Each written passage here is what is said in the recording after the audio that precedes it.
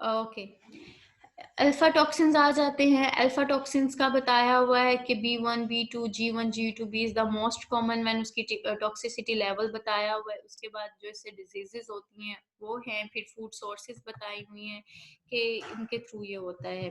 फिर उसके बाद आता है ऑक्राटॉक्सिन आ जाता है। ये ऑक्राटॉक्सिन का स्ट्रक्चर है, ठीक है। अब मैं ये आपको गूगल फॉर्म में इसका स्ट्रक्चर तो नहीं दे सकती हूँ।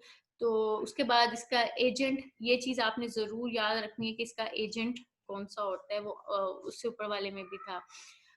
उसके बाद जो इसकी टॉलरेबल वीकली इनटेक, इसका ये बताया हुआ है। उसके बाद जेनेटिक एंड टेट्राजेनेटिक इफेक्ट्स होते हैं इसके, ये अगर आप पढ़ने बैठोगे तो इसमें फिर केमिस्ट्री भी आ जाएगी, तो इसलिए इस चीज़ों को स्किप करें। बस आपको इनका पता होना चाहिए कि ये क्या चीज़ होती है और किस वजह से होते हैं। पेटुलिन का बताया हुआ है। और उसके बाद आ जाता है, अब हम नेक्स्ट पढ़ेंगे फिजिकल कंटेमिनेंट। फिजिकल कंटेमिनेंट जो होते हैं, इसमें क्या होता है, फिजिकल कंटेमिनेंट इज कोई ऑब्जेक्ट होता है, कोई फॉरेन मैटर होता है जो कि इंजरी कॉज कर सकता है वाइल कंजप्शन, और उसके बाद डिजीज भी ऑब्वियसली कॉज होती है इससे। उसमें क्या होता है, ग्लास मेटल ब्रोकन जो होता है, जो टूट गया होता है, लेकिन इतना वो स्मॉल सा, इतना टाइनी सा होता है कि पता नहीं चलता है। फिर वुड हो सकता है, स्टोन भी हो सकता है, प्लास्टिक, बोन, बुलेट। बुलेट तो खैर बहुत वो रेयर केसेस है। ज्वेलरी का कोई पीस हो सकता है, स्ट्रिंग हो सकती है। ये तो रेस्टोरेंट्स में ज्यादातर ये फिजिकल कंटेमिनेंट होता है। घरों में भी ये थोड़ा इशू है, लेकिन इतना नहीं होता जितना रेस्टोरेंट्स में होता है। फिर उसके बाद इसकी सिम्टम्स आ जाते हैं। सिम्टम देख ले, सोर्सेज क्या हो सकते हैं। ये रॉ मटेरियल्स भी हो सकता है, प्रोसेसिंग इक्विपमेंट भी हो सकते हैं, एम्प्लॉय प्रैक्टिसेस भी हो सकती है, और कोई ऐसा ही कुछ जो कि रेस्टोरेंट्स में मोस्टली पाया जाता है, निकल ही आता है फूड में से। उसके बाद केमिकल कंटेमिनेंट्स आ जाते हैं, toxic substances and other compound that will render a food unsafe for consumption. अच्छा, उसमें ये क्या होता है कि कोई भी केमिकल सब्सटेंस होता है, तो वो अगर फूड में एंटर हो जाते हैं। अब हम लोगों ने केमिकल सब्सटेंसेस को पढ़ा है कि ये भी मोस्टली जो होता है जो रेस्टोरेंट्स लेवल पे ही होता है। घरों में इसका इतना इशू नहीं होता है। घरों में बहुत रेयर चांसेस हैं कि ये वाला कोई इशू हो, अदरवाइज ये इतना इशू नहीं होता है, ठीक है। उसमें क्या आता है कि नेचुरली अक्रिंग एक होते हैं, और इंटेंशनली एडिड जो होते हैं वो प्रिजर्वेटिव्स हो सकते हैं और कलर एडिटिव्स हो सकते हैं। अनइंटेंशनली एडिड जो होते हैं, उसकी आगे फर्दर 3 टाइप्स हैं, secondary direct and indirect. Agriculture chemicals हो सकते हैं, टॉक्सिक एलिमेंट एंड कंपाउंड्स हो सकते हैं, ठीक है।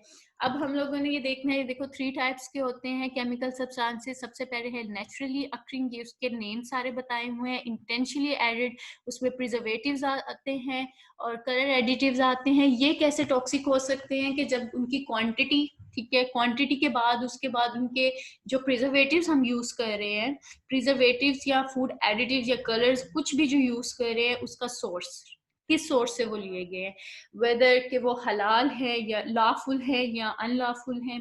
और उसके बाद जो होता है कि उनकी क्वांटिटी, कि हम लोगों ने, हर चीज की क्वांटिटी होती है ना, कि इस क्वांटिटी में हम लोगों ने ये चीज ऐड करना है, ये चीज हम लोगों ने इस फूड में ऐड करना है, डिपेंड करता है ना। अगर वो ओवर हो जाए, ओवरडोज हो जाए, तो उससे भी जो है कंटेमिनेशन कॉज होती है और उससे डिफरेंट डिजीजेस कॉज हो सकती है। फिर अनइंटेंशनली एडेड, तो उसमें क्या हो सकते हैं कि लुब्रिकेंट्स। ये अनइंटेंशनली की फर्दर 3 टाइप्स हैं कि सेकेंडरी, डायरेक्ट एंड इनडायरेक्ट होता है। जैसे कि लुब्रिकेंट्स होते हैं, सैनिटाइजर्स होते हैं, एग्रीकल्चर केमिकल पेस्टिसाइड्स यूज होते हैं, फंजीसाइड्स यूज होते हैं, फर्टिलाइजर्स यूज होते हैं। इनका कोई ना कोई अगर सब्सटेंस रह जाए फूड में और अच्छे से ना उसको फूड को साफ किया जाए, तो वो केमिकल सब्सटेंसेस जो है वो हीट प्रूफ नहीं होते। कि मतलब आप उसको हीट करोगे तो आपको लगेगा जैसे हम बैक्टीरिया या दूसरे वायरसेस होते हैं उनको हीट करते हैं तो वो उनकी ग्रोथ रुक जाती है, लेकिन जो केमिकल्स होते हैं वो नहीं होते। वो जिस हाल में आप उसको ऐड करोगे, वो एट द एंड तक वो उसी हाल में रहेंगे। फिर टॉक्सिक एलिमेंट्स में क्या आ जाता है, जिंक, मर्क्यूरी, साइनाइड, ये इसकी एग्जांपल होती है। एपिडेमियोलॉजी एंड ट्रांसमिशन, के ये किस तरह ट्रांसमिट होते हैं, person to person, food to person vary करता है, ठीक है। उसमें फर्स्ट में क्या आ जाते हैं कि रूटीन सर्विलियंस जो होते हैं, में not detect a mild food illness, जो फर्स्ट होता है केस के इतना नहीं होता है, बस ठीक है, नॉर्मल है। Pathogen cause food borne illness cause कर देते हैं, फिर वो वाटर के थ्रू हो सकती है, फ्रॉम पर्सन टू पर्सन हो जाती है, फिर उसके बाद लास्टली जो होती है अभी तक वो डायग्नोसेबल नहीं होते हैं, तो इसलिए जो ऊपर वाले हैं ये ज़्यादा डायग्नोसेबल होते हैं, और इतने ये सीवियरिटी पे अगर जो लास्टली चला जाए तो वो उससे डेथ भी आप लोगों की किसी ना किसी की, अल्लाह माफ करे, हो सकती है। सॉरी।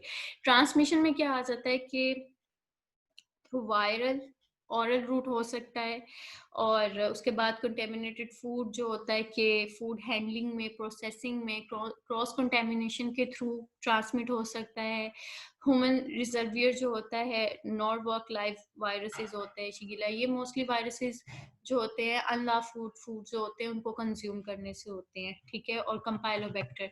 उसके बाद आ जाता है साल्मोनेला और कंपाइलोबैक्टर, इकोलाई, लिस्टीरिया, एंड ये सब जो है एनिमल रिजर्वर्स होते हैं, ये उनके थ्रू होते हैं। ट्रांसमिशन में ये सबसे बड़ा होता है कि एक जहाँ पे फूड प्रोसेस होता है, जैसे अब अगर हम प्लांट ओरिजिन्स को देखें, जो वेजिटेबल सोर्सेज होती हैं, तो अगर उसका भी सारा ख्याल रखना पड़ता है, क्योंकि हम लोगों ने वहाँ पे भी पेस्टिसाइड यूज़ करते हैं, बहुत सी फर्टिलाइजर्स यूज़ करते हैं, उसका भी बहुत ध्यान रखना पड़ता है, उसका कंटेमिनेशन ना हो, उसका एक्सपोयर ना हो। इसी तरह यहाँ पे हम स्लॉटरिंग में भी इस चीज़ को करते हैं कि ऑन द फार्म और इन द फील्ड उस चीज़ का ध्यान रखना पड़ता है। फिर एट द स्लॉटर प्लांट, जहाँ पे उसको जो फूड है, एनिमल है, उसको स्लॉटर किया जाता है, during processes, at the point of sale और एट द होम, इन सब चीज़ों के दरमियान हम लोगों ने ख्याल रखना होता है कि हमारा जो मीट है या जो रॉ फूड है हम लोगों का, वो कंटेमिनेट ना हो, वो वरना वो हमारे लिए उसकी इशू होगी। ये डिफरेंट ग्राफ्स हैं, ये आप लोगों को वैसे स्लाइड्स में ऐड थे, क्योंकि पहले क्लास में ये मैंने पढ़ाया हुआ है। फूड बॉर्न इलनेस किस किस को होती है? इन्फेंट्स को होती है, प्रेग्नेंट वुमेन्स को इसके लिए सबसे ज़्यादा खतरा होता है, ऑल्डर जो हम लोगों के बुजुर्ग हैं उनको भी ये मसला होता है, यंग चिल्ड्रन में ये मसला बहुत ज़्यादा होता है, ये डिफरेंट डिजीज़ बताई हुई है, ठीक है। इम्यूनो कम्प्रोमाइज इंडिविजुअल, वही चीज़ आ जाते हैं इम्यूनो कम्प्रोमाइज जिनकी इम्यूनिटी स्ट्रॉन्ग नहीं है, ठीक है। वैसे तो आजकल की हम जो जनरेशन है इतना बाहर का जंक कंज्यूम कर रहे हैं, नॉट सिर्फ आप लोग नहीं, हम, मैं भी इसी कैटेगरी में आती हूँ, हमारी इम्यूनिटी उस तरह की नहीं रही है, क्योंकि हमें नहीं पता कि हम लोग क्या खा रहे हैं, किस तरह का है, उसका सोर्स क्या है, वो सब चीज़ें हमें नहीं पता, इसलिए हमारी इम्यूनिटी जो है इतनी स्ट्रांग नहीं है, ठीक है। इस चीज़ ये ज़्यादा रिस्की होते हैं जिनकी इम्यूनिटी इतनी स्ट्रांग नहीं होती है। फिर उसके बाद आ जाती है ये वाला, आप चाहे स्किप कर देना, उन्होंने बताया हुआ है कि इतने परसेंट इसकी वजह से डिजीज हो रही है और डेथ हो रही है, या इसकी वजह से इसकी डेथ हो रही है, इतना, ये मैं चैट बाद में देखूंगी अब। उसके बाद डायरिया से जो है सबसे ज़्यादा प्रॉब्लम है, हेल्थ प्रॉब्लम है, डायरिया सबसे कॉमन है। ये फूड बॉर्न और वाटर बॉर्न की, वाटर बॉर्न डिजीजेज जो होती है, जो वाटर की वजह से होती है, कंटेमिनेटेड पोल्यूटेड वाटर कंज्यूम करने से जो है, उसके आ जाते हैं। उसके बाद 5 फूड सेफ्टी का बताया था। अच्छा, अब एक क्वेश्चन ये किसने पूछा था फूड सेफ्टी का मुझसे? फूड सेफ्टी का था, किसका था? मैम फूड सिक्योरिटी का। फूड सिक्योरिटी में आता है कि आपने सारा उसको फूड को हैंडल किस तरह करना है, इसका क्या है?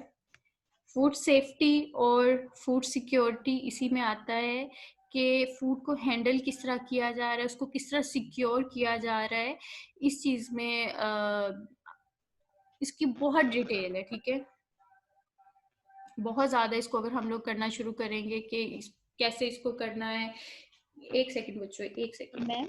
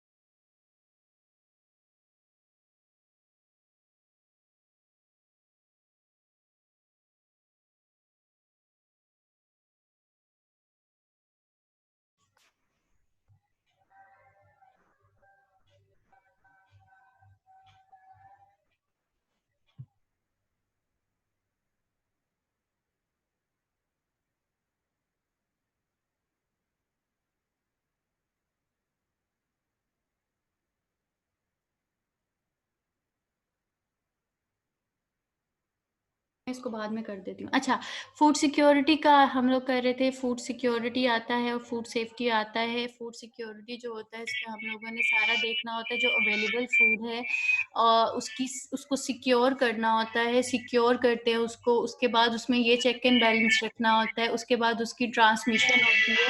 ये किसका है? मैम म्यूट कर दिया और अटेंडेंस ले रहे हैं, 5 मिनट रह गए हैं शायद, बल्कि 1 मिनट रह गए हैं। नहीं अभी है टाइम, अभी नहीं मुझे वो आया। मैम अच्छा नेक्स्ट बस लेक्चर ठीक है, स्टार्ट हाँ हो जाना नेक्स्ट है। क्लास के लिए ठीक है। उसके नहीं मुझे वो स्क्रीनशॉट सेंड कर देना, मैं उसमें से ले लूंगी क्लास चलो अटेंड। ठीक है मैम, तंजीला है तो स्क्रीनशॉट ले लो। हाँ, रिकमेंडेशन सबसे पहले क्लीन, अपने हाथों को अच्छे से वॉश करना चाहिए। उसके बाद आ जाता है कि उसमें आपको पूरा बताया हुआ है कि अगर किस तरह से अपने हाथ अच्छे से वॉश करने हैं, उसकी टाइम बताया हुआ है और कंप्लीट वॉशिंग टाइम बताया हुआ है। उसके बाद फिर ये बताया हुआ है कि किन चीज़ों को यूज़ करने के बाद दोबारा से हाथ वो जो है आप लोगों ने हाथ धोने हैं, उस चीज़ का सारा इसमें बताया गया हुआ है। फिर उसके बाद यूटेंसिल्स जो आप लोग यूज़ करते हैं, ठीक है, उसको आपने देखना होता है, अच्छे से साफ करना चाहिए बिफोर उसको यूज़ करने से पहले और आफ्टर यूज़ के बाद उसको अच्छे से आपने क्लीन करना है, वॉश करना है। वो उसके बाद स्प्रेडिंग बैक्टीरिया, हम लोग ऑब्वियस जो होते हैं टॉवल यूज करते हैं, लेकिन हम लोगों को पेपर टॉवल्स यूज करने चाहिए किचन में स्पेशली। हम लोग क्या करते हैं कि हाथ धोने के बाद जाते हैं और जाके जी दूसरा टॉवल यूज कर लेते हैं। आपको पता है टॉवल के अंदर सबसे ज्यादा जो है वो इस तरह के इश्यूज आते हैं बैक्टीरिया ट्रांसमिट होने के। और उसके बाद आ जाते हैं कि cutting board ma'am specially paper contaminant का सोर्स होता है। हम लोगों ने इतना आप लोगों को आइडिया होना चाहिए कि जहां हम लोग जिस कटिंग बोर्ड पे वेजिटेबल जो है उसको कट कर रहे हैं, उसी कटिंग बोर्ड पे हम लोगों को मीट या मीट से रिलेटेड प्रोडक्ट्स को कट नहीं करना चाहिए। ये भी ट्रांसमिट होता है। डिफरेंट हम लोगों को बोर्ड्स इसके लिए यूज करने चाहिए। और उसके बाद हम लोगों ने अगर एक्सपोज एक मैरिनेटेड या एक कोई भी चिकन है उसको हमने उसमें एक डिश में डिश आउट किया हुआ है या रखा हुआ है, जो भी किया हुआ है, अगर हम उसको आफ्टर फ्राई करने के बाद दोबारा उस चीज पे रख लेते हैं तो वो भी नहीं करना चाहिए। इस चीज का भी खास ध्यान रखना चाहिए। फिर उसके बाद उसकी कुकिंग टाइम, टेम्परेचर बहुत इम्पोर्टेंट होता है कि इस टेम्परेचर पे जो है, क्योंकि हर माइक्रो ऑर्गेनिज्म डिफरेंट टेम्परेचर पे ग्रो करता है और उसकी डिफरेंट टाइम होता है, तो इसलिए हमने उसको उसके अकॉर्डिंग टू टेम्परेचर हमने उसको कुक करना होता है। जो बर्ड्स होते हैं, लेग्स, थाइज और विंग्स होते हैं, वो 165 फ़ारेनहाइट तक जो है उस अच्छे से कुक करना चाहिए। उसका टेम्परेचर हम लोगों को याद रखना चाहिए। उसके बाद फिर बीफ का और इसका बताया हुआ है कि इनका टेम्परेचर जो है मीडियम डन से इतना होना चाहिए और इस टेम्परेचर तक उनको कुक करना चाहिए। लेकिन कहाँ पाकिस्तान में ये सब चीज़ें नहीं है, बस हाथ लगा के चेक कर लेते हैं जी हाँ कुक हो गया जी हो गया। उसके बाद रेफ्रिजरेटर और उसकी भी सारी होता है कि डिफरेंट बताए हुए, मीट का बताया हुआ है, डेयरी प्रोडक्ट्स का बताया हुआ है कि इस टेम्परेचर पे जो है इन सब चीज़ों को हम लोग रखेंगे तो जो माइक्रोबियल ग्रोथ है या पैथोजेनिक जो है वो उनकी नहीं ग्रो कर सकते हैं। जो बैक्टीरिया होते हैं ये आपके एमसीक्यूज में आ सकता है। मैं साथ साथ आपको इसलिए बताती हूँ ताकि आप लोग नोट कर लो, आपको मैं कोई भी एमसीक्यूज दे सकती हूँ। ये आ सकता है कि बैक्टीरिया जो होता है रैपिडली जो होता है मल्टीप्लाई कर सकता है 5 से 60 डिग्री सेंटीग्रेड के अंदर अंदर, डेंजर जोन होता है, ठीक है। उसके बाद आ जाते हैं रेफ्रिजरेटर का जो टेम्परेचर बताया हुआ है वो 40 डिग्री फ़ारेनहाइट है और फिर 0 डिग्री फ़ारेनहाइट है उसका फ्रीजर का। रेफ्रिजरेटर जो होता है वो निचला पोर्शन होता है, फ्रीजर ऊपर वाला पोर्शन होता है। फिर उसके बाद मिल्क का बताया हुआ है कि मिल्क को अच्छे से बॉईल करना चाहिए, पैस्चराइजेशन उसकी अच्छे से होनी चाहिए। फिर एग्स का बताया हुआ है, उसके बाद पोल्ट्री का, ये सारा कुछ इसमें बताया है। फिर ये डिफरेंट डिजीजेज जो कॉज होती है, ठीक है, ये बताया हुआ है कि सॉल्मोनेला से कितनी पर ईयर जो होता है वो होते हैं, इकोलाई से, कंपाइलोबैक्टर से, ये सारा उसका बताया हुआ है। बस ये वाला था आप लोगों का आज का लेक्चर। और तंजीला मुझे आप शेयर कर दो, किसी का कोई क्वेश्चन है तो मुझे व्हाट्सएप पे कर दे। और नेक्स्ट टाइम प्लीज जिस तरह जब भी मैं ये लिंक सेंड करूं तो कोशिश करें कि वो आ जाते हैं। ये सेंड कर देंगे, जस्ट 2 मिनट रह गए। Okay ma'am. हाँ, अवेलेबिलिटी ऑफ फूड का भी होता है कि आपने फूड को जो है पर्सन तक पहुंचाना किस तरह है और किस तरह वो अच्छे से डिस्ट्रीब्यूट हो रहा है, इंडिविजुअली जो है वो डिस्ट्रीब्यूशन हो रही है फूड की, ये फूड सिक्योरिटी में आता है, ठीक है। ये सारा बाकी आप लोगों का कोई क्वेश्चन रहता है वो मुझे व्हाट्सएप ग्रुप में शेयर कर दो, मैं आप लोगों को वहां पे बता दूंगी, ठीक है। किसी का और कोई क्वेश्चन हो वहां पे मुझे बता दे, बाकी अटेंडेंस मुझे शेयर कर दें। और आपकी कल की सीआर, मुझे कल आपकी वैसे क्लास तो नहीं है, लेकिन आपने मुझे इसकी सेंड करना है क्योंकि लेक्चर आपके पूरे करने हैं, ठीक है। मुझे सेंड कर मैम क्या सेंड करना है? Time table? कल तो आपकी क्लास नहीं ना होती है, थर्सडे वाले दिन नहीं होती है, लेकिन एक्स्ट्रा क्लासेस के हमें ऑर्डर्स हैं, तो वो मैंने क्लास एक्स्ट्रा कल लेनी है, तो यहाँ तो मैम मुझे एक्चुअली ऐसे है कि वेडनेसडे को थर्सडे को लेक्चर कम होते हैं, लेकिन सर बिलाल के आज लेक्चर नहीं हुआ तो उन्होंने 2 लेक्चर लास्ट में उन्होंने लेने हैं। मेरे को 6 या 7 बजे तक टाइम उनका चल जाता है लेक्चर का। तो कल फिर मैं मैम क्लास क्लास नहीं किस लूंगी टाइम कल। रखनी है? मैम मुश्किल हो जाना, अभी उन्होंने मुझे टाइम टेबल चलो सेंड आप किया है मुझे तो 6 व्हाट्सएप पे 7 मेरे बजे से तक रख दिया कांटेक्ट आपको। करना, अपनी क्लासेस खत्म होने के बाद मुझे कॉल करना, तो फिर मैं आप मुझे बताना, ठीक है। चलो ठीक है मैम। ओके बच्चों, अल्लाह मैम हाफ़िज़। कल की तरह नहीं होनी? कल की तरह बेटा आपके पास भाई टाइम कल की नहीं तरह है, हो जाएगी, टाइम नहीं है, मुझे वो सेंड कल कर की दो, तरह हो मैं जाएगी उसके थ्रू ले मैम। लेती हूँ। लिंक आ गया है, मैं हाँ वेट कर रही हूँ इनका। चलो, ओके ओके बच्चों, ओके, अल्लाह हाफ़िज़। हो गया भाई, उधर आके मस्तियाँ कर लो।